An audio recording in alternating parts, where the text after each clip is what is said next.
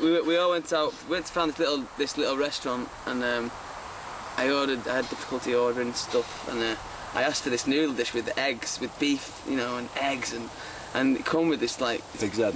No, it come with sliced boiled eggs on top of me noodles. So it wasn't very nice. Isn't it? And then we found a local bar, and it was just amazing. You know, on the way home, I was sat in this bar, and it was only a very small bar, but there was a guy from Ireland, a guy from Sweden, a guy from Norway, a guy from Brazil. There was you know, a lot of Americans in the bar. You know, I was from England, and there was like, you know, 20 people, and there was nearly someone there from like, you know, there was like nearly 20 different countries in this one bar, and it was just great to see everyone just talking, having a great time, and just, you know, everyone just being united and just having a few beers together. It was great. This morning, us three lucky lads got a chance to go through the market and see what it was like, and to smell the actual stenches of the market. No, it was, you know, it was good to see. Nice to smell all the fish. No, it was crazy, you know. It's like compared to sick. Markets in like England and America, you've got everything. It's like you see big, huge bags of rice on top of each other, and they've got everything that people over here need. As soon as we stepped off the bus, I said to Mark, I think we'd fit in it. You know, we stood there, we both had Gucci sunglasses on, and, you know, designer t-shirts or whatever. And like, we looked around, and everyone had these same hats on. You know, I don't know what they're called. Lampshade hats. Lampshade hats, we call them. And, you know, it was like the stench just sort of hit you when you walked in, and we were just, you know, it's like in England, you know, we have foot and mouth disease and all this, and contamination in the food and that, but there was the food, chopping the food up on the floor and next to the fish, and raw meat on cooked meat, and it was all just, everything was just mixed in, and then it was just, the smell was just so weird, and you know, I'm not a vegetarian, but after today, I think after that, like, it makes you realise how fortunate we are. I mean, there's so much we take for granted back home, and to see the way people live, you know, and the way people make money in Vietnam, you know, it's totally different to England, totally different, and you know, we are very fortunate. Well, I mean, I think they knew that, because we were walking around, and, you know, everyone was really friendly, and they were like getting the fish and go, hey, you know, and like, because they knew we were a bit squeamish, and they were, you know, it was quite funny actually, and we had a good laugh at the market. We actually found went to one store, and was like, they were selling tapes and CDs, you know, local artists and whatever, and they had, like, you know, a lot of pirated CDs of you know, Western artists from America and the UK and Europe, and I was really surprised when I actually found our album.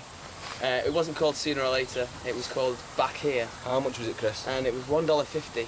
That's 2 years solid blood, work. sweat and tears 50 cents each, guys. for $1.50. And it was quite funny, the artwork was different, the writing was, everything was different, but we got in the van and we stuck it on in a little portable CD player. And it was the album? CD quality, just the album just as it is. We bought it in America, but $1.50. And we actually, as we was walking through the market, some woman gave Christine a big bundle of dollars, and Christine was giving them. No, it was fake dollars. It was this fake money that was like tissues to blow your nose, and it was like, you know, 25 cents for a big bundleful. So we were walking around just giving it out to people, and, you know, they thought at first, because they'd seen us, and, you know, they think, oh, they must have some money, and then we pulled this big wad out, and for a split second they were like, we'd hand the money, they go, yeah, and they would just grab it, and then they'd realise what it was, and everyone would start laughing. Tissues. You know, the friends and stuff. It was quite funny. There's another cool thing. There was a lady who had a basket full of like little birds. I don't know if you were, but she had like 25. Lucky bird, lucky bird. Lucky birds. Like, you're supposed to buy them for good luck. But we decided to give the woman like $20, and we opened the little cage and we set them all free. So felt good. It was our good deed for the day. Good deed. Poor little tiny little birds, and they're just in a little cage. And we're seeing these turkeys, the chickens, they look like they had pieces of ham on the head. Bacon. They look like they had pieces of ham on the head. And we're struggling for material now. Then we went for a ride on the river, the Perfume River, and we had a local group of a band to play some songs for us. As we were going down, it was cool. There was a girl playing, two girls playing cups. They had like teacups with the handles snapped off, and they were playing teacups. The two-string guitar as well. Yeah, that was weird. It's like frets. It's like pretty easy to play, really. It's weird. It worked. It sounded, you know, authentic. I'm sure it was really old. But we sang We sang Again, a song one of the first songs we ever wrote together, which is on the album. And that was at the Pagoda. Yeah, and it was I was in the trees. Yeah, but it was at the back of the Pagoda, which is like a temple, another temple. And at the back of it, the garden, you've got like a little mini forest, and there was like huge trees full of insects. Yeah, what are they called, them insects? Like locusts, or they were like crickets. They're called what? Cicadas. They're called these insects. They're actually called cicadas, and they made a lot of noise like.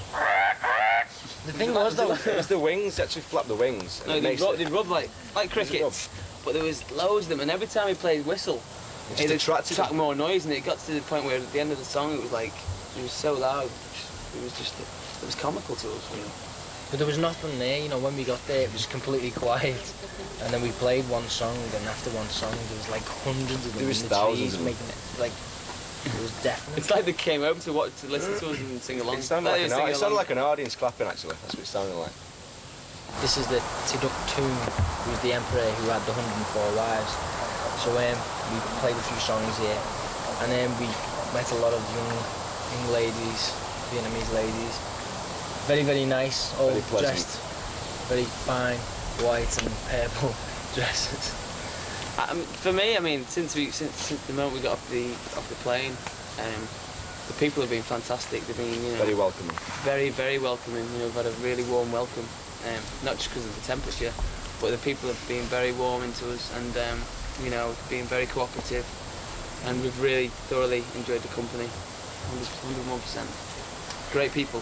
For us, I mean, most of the time, you know, we're doing TVs, and you know, they say, oh, we want you to do it full band or full play, like blah blah. And for us, in the beginning, when we started, before we did the record, better than anything, this is how we started. You know, in one of our bedrooms, you know, one guitar, two guitars, three vocals, just singing, just, you know, 3-part harmonies, and you know, we don't really get a chance to go back to do that. And what a way to do it, you know. We've gone back to, you know, how we started, what BBMak was all about, and you know, it's just amazing to get the opportunity to do it in Vietnam, in such beautiful, you know, places, and it's something definitely that we'll always remember. For me, my favourite spot definitely had to be the cave inside the mountain, the temple, like the Buddhist temple, and it was just amazing. Like natural reverb, amazing sound, and I had the light inside there came from holes which were made by bombs during the war. So it's amazing that you get certain vibes different places, and I certainly got a vibe from the cave. And, you know, the song Goes to Be and Me was perfect. You know, to set the scene in the cave, it's amazing. It really was. I think for me, I did like the cave a lot. I think one of my favourite places was the first day we went to the ruins, and we were stood up, and you know, the mountain behind us and stuff. That was pretty amazing. The backdrop, and just, you know, the atmosphere and the whole location was just amazing. Food. The food. Well, we went to Thailand. We've been Hong Kong, Malaysia, Singapore, Thailand, Japan. You know, touring and stuff, and we've sampled a lot of different food. My favourite food is the Thai food. I just love Thai food. I was trying to. It's like every time I've ordered something here, it's like I ask for something and it doesn't come back how I imagined it or I wanted it to come back. But the person next to me, who just ordered something which sounded boring off the menu, comes back and I taste it and it's amazing. So I've just never really got what I wanted. Right. Whoever's sitting next to you, just order what they order. I'll have whatever he's having. Yeah. And unless you're sitting next to Hannibal Lecter. But the food was great. So it was a bit weird though. I did things today with the banana leaves, with the like rice gelatine, I think it was, inside it, with prawns chopped up, and just the texture of it was making me heave. I don't know, just you can't beat your mum's cooking. That's all I can say. It's good to go around the world and taste new food, but it's good to go around and taste your mum's food.